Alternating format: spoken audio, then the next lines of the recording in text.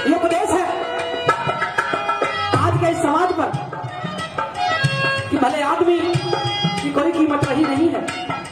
साथियों, ऐसा जमाना आ गया है कि जो हो रहा है उसे चुपचाप देखने में भलाई है। अपनी ही आंखों से न जाने इन आंखों ने क्या क्या देखा है। साथियों, बड़ा सुनने लायक उपदेश होगा, जरा गौर फरमाइएगा, ध्यान देने तो समझ आएगा, तो ऊपर से नहीं उठेगा।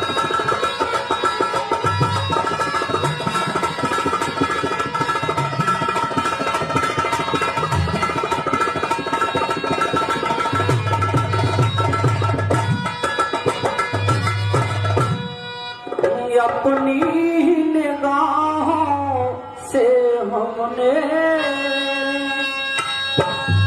अपना ही चमन जलते देखा। अपनी निगाहों से हमने अपना ही चमन जलते देखा। अपना यो चमन जलते देखा। अपना मधुबन जलते देखा। अपनी निगाहों से हमने अपना ही चमन जलते देखा।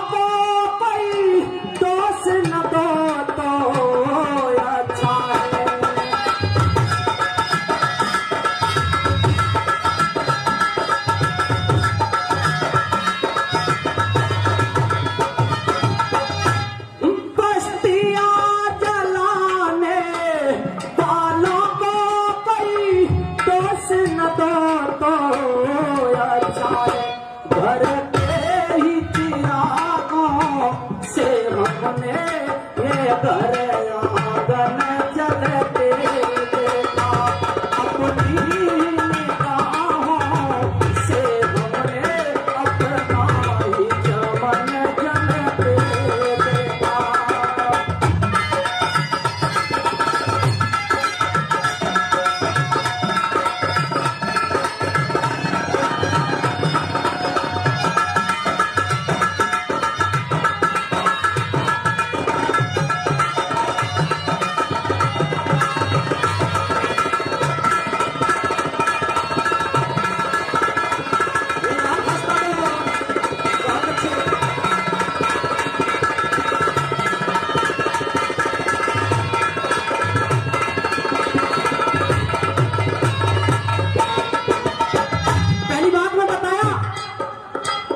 बस्तियां जलाने वालों को कोई दोष ना दे तो अच्छा है, और घर के ही चिरागों से हमने ये घर आंगन जलते देखा।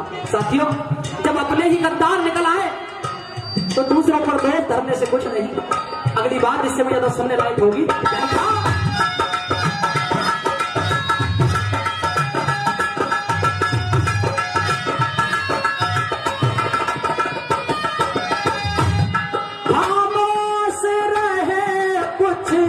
कह न सके दौलत के यन दीवानों से।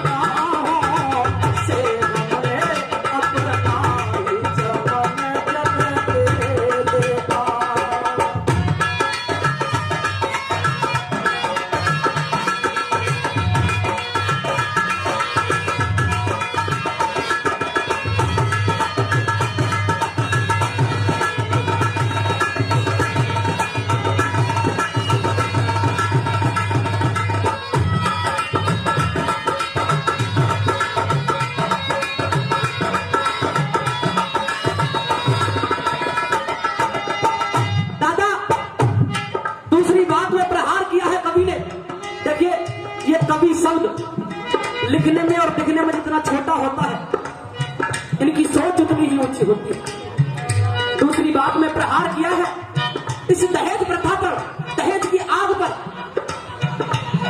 खामोश रहे, कुछ कह ना सके दौलत के उन दीवानों से, जब भीगी भीगी आंखों से दुल्हन का बदन जलते देखा।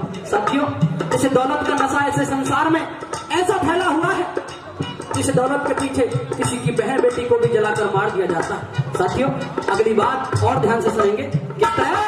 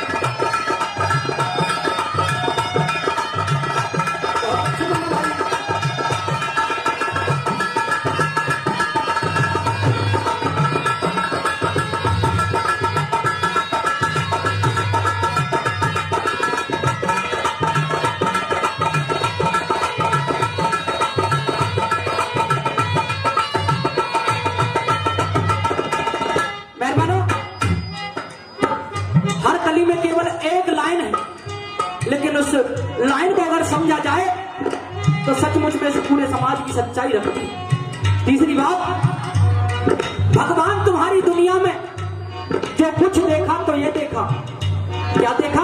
हर ओर जुल्म पलते देखा, हर तरफ जुल्म बढ़ रहा है और हर ओर अमन जलते देखा। सुख शांति का नाश होता जा रहा है और पाप बढ़ता जा रहा है और अंतिम कली बिल्कुल तोड़ कर दिया है।